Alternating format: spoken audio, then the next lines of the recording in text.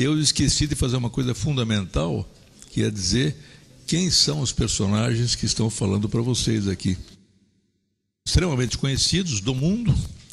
mas não necessariamente todos nós. Então eu vou pedir a cada um que antes de falar, diga de que organização ele faz parte. E aí então a gente completa esse engano e daqui para frente cada um falará de que organização e que país ele vem.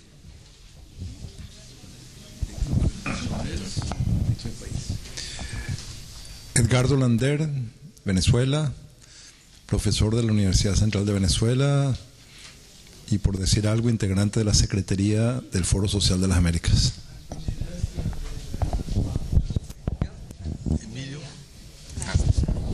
Emilio Tadei, de Argentina, también profesor universitario, integrante del Grupo de Estudios de América Latina y el Caribe y también participante del espacio del ALBA de los Pueblos en la Argentina. Muito bem, então eu passo a palavra agora a Esther Vivas, que se apresentará. Hola, buen día. Mi nombre es Esther Vivas, vengo de Barcelona, formo parte del Centro de Estudios sobre Movimientos Sociales en la Universidad Pompeu Fabra y trabajo en el movimiento por la soberanía alimentaria.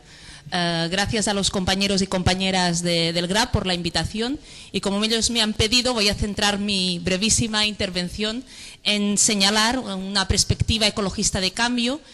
y también de lucha al modelo agroalimentario. En primer lugar, creo que es importante tener en cuenta que nos encontramos frente a una crisis ecológica global que forma parte intrínseca de la crisis sistémica del capitalismo y que, de hecho, una de las diferencias respecto a crisis económicas anteriores, de los años 70 o del 29, es precisamente esta crisis ecológica global a la cual nos enfrentamos. Y ha sido precisamente la lógica del sistema capitalista, una lógica que antepone los intereses privados a las necesidades colectivas, al respeto al medio ambiente, que lleva a cabo un modelo de producción que no tiene en cuenta los límites del planeta, los recursos finitos del planeta, la que nos ha conducido a esta crisis. Y el sistema capitalista se ha demostrado a la vez incapaz de dar una salida, una respuesta a la crisis que él mismo ha creado. Y esto lo hemos visto con los resultados fracasados de la Cumbre del Clima en Copenhague, la reciente Cumbre del Clima de Cancún, donde se aportan una serie de falsas soluciones tecnológicas al cambio climático, a la crisis climática, que lo único que van a hacer va a ser agudizar aún más la crisis ecológica y social a la cual nos enfrentamos. Y de hecho, si queremos dar respuesta a la crisis ecológica actual, lo que es necesario es tocar el núcleo duro de las políticas del sistema capitalista y es necesario superar las falacias del capitalismo verde o del verniz ecológico del social liberalismo que no tienen nada que ver con la lucha por la justicia social y por la justicia climática. Y por lo tanto hoy es más necesario que nunca vincular una perspectiva de lucha anticapitalista con una perspectiva de lucha ecologista radical, unir anticapitalismo y justicia climática, porque son dos perspectivas de lucha que tienen que ir estrechamente unidas para superar el paradigma del sistema capitalista que nos ha conducido a la crisis actual. También en el debate que hoy abordamos sobre el mapa estratégico de las luchas por la emancipación y la vida, quería centrarme, como os comentaba, en los movimientos por la soberanía alimentaria, que son uno de los actores, yo creo, centrales e importantes en este momento de combate a la globalización capitalista actual. De hecho, la soberanía alimentaria se plantea como un paradigma alternativo al modelo agroindustrial dominante, que nos ha llevado a una profunda crisis alimentaria y campesina, con más de 1.000 millones de personas al mundo que pasan hambre,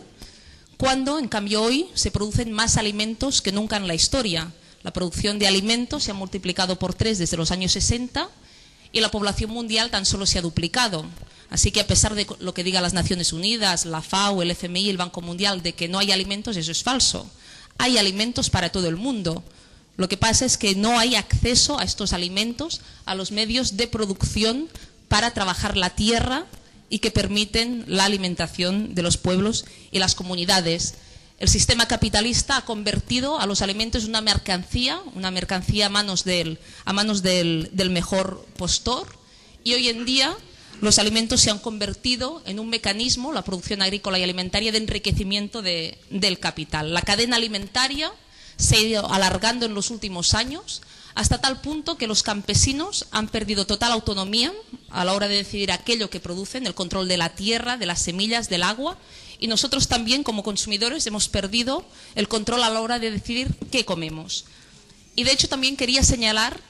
que este modelo agrícola y alimentario afecta sobre todo a las mujeres, con la paradoja de que, por ejemplo, en África las mujeres producen más del 80% de los alimentos, son quienes recolectan los cultivos, quienes se encargan de ir a buscar el agua, de plantar las semillas, pero en cambio son las que más pasan hambre junto con los niños y niñas, porque no tienen el control de los medios de producción. La tierra pertenece a los hombres, cuando los hombres mueren la heredan los hijos, y que por lo tanto es muy importante tener en cuenta que no solo combatimos un modelo agrícola capitalista, sino también profundamente patriarcal y desigual con las mujeres. Frente a esta lógica y estas políticas, la soberanía alimentaria plantea recuperar el control de nuestra alimentación, la capacidad de decidir aquello que comemos, que los recursos naturales, el agua, las semillas, tienen que estar en manos de los campesinos, en manos de quien trabaja la tierra. No puede ser que se especule con la tierra, se especule con los alimentos, ¿no?, que se juegue a la bolsa con ellos, porque la alimentación tiene que ser y es un derecho de todos los pueblos. Por lo tanto, es necesario combatir las políticas de la Organización Mundial del Comercio, del Banco Mundial, del FMI, que promueven esta dinámica mercantilista de la alimentación,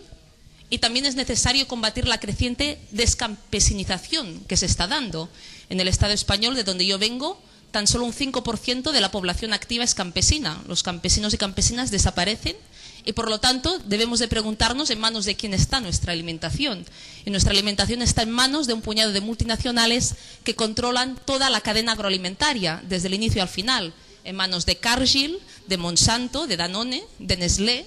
de Carrefour, de Walmart, y por lo tanto yo diría que nuestra seguridad alimentaria no está garantizada, porque priman en el modelo de producción agroalimentario unos intereses privados, mercantiles, capitalistas, que no nos tienen en cuenta a nosotros como consumidores, como campesinos y como pueblos. Y por lo tanto es fundamental reivindicar este derecho a la alimentación y este concepto de la seguridad alimentaria, que va mucho más allá del concepto de la seguridad alimentaria. No se trata tan solo de que podamos comer, como dice la seguridad alimentaria, sino que podamos decidir cómo producimos aquello que comemos, tener el control de los medios de producción de alimentos, que podamos decidir como pueblos y comunidades, y que por lo tanto esto sea un derecho real para todos y todas. Y la soberanía alimentaria no implica una mistificación de lo pequeño, de lo local, sino implica una democratización de los medios de producción del sistema agrícola y alimentario. Y aquí tenemos que reconocer el trabajo hecho por la Vía Campesina, el principal movimiento de campesinos a nivel mundial, que forma parte activa del Foro Social Mundial, y creo que tenemos que hacer nuestra su demanda, sus propuestas, que consisten en decir claro y fuerte que el mundo no es una mercancía y que debemos de globalizar las resistencias. Gracias a todos y todas.